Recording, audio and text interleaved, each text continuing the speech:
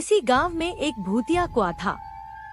यह कुआं जंगल के किनारे एक अंधेरे और भयानक स्थान पर स्थित था, जिसे देखकर ही लोग डर जाते थे।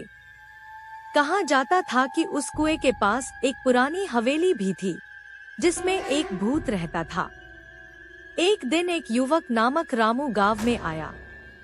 वह बहुत ही उत्साही और न्यायप्रिय था।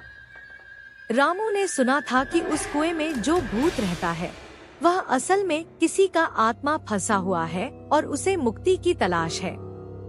रामू ने तय किया कि वह उस भूतिया कुएं का रहस्य सुलझाएगा। उसने हवेली की ओर रुख किया। वहां पहुंचकर उसने एक खिलौना पाया, जिसे वह भूत के रूप में उपयोग करने लगा।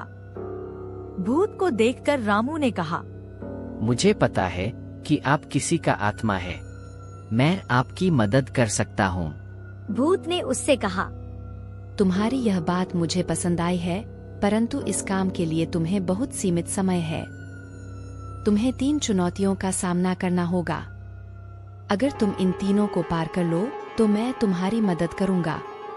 रामू ने राजी होकर चुनौतियों का सामना किया। पहली चुनौती में उसने एक अत्यंत भयानक भूतिया जानवर को पालतू जानवर के रूप में पहचाना और उसे बचा लिया।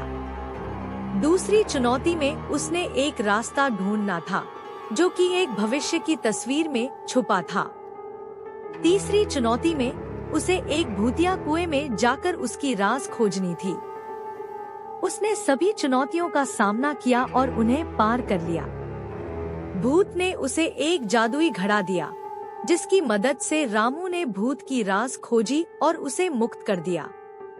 भूत ने रामू को धन्यवाद दिया और कहा, तुमने साहस और समर्पण से यह काम किया है।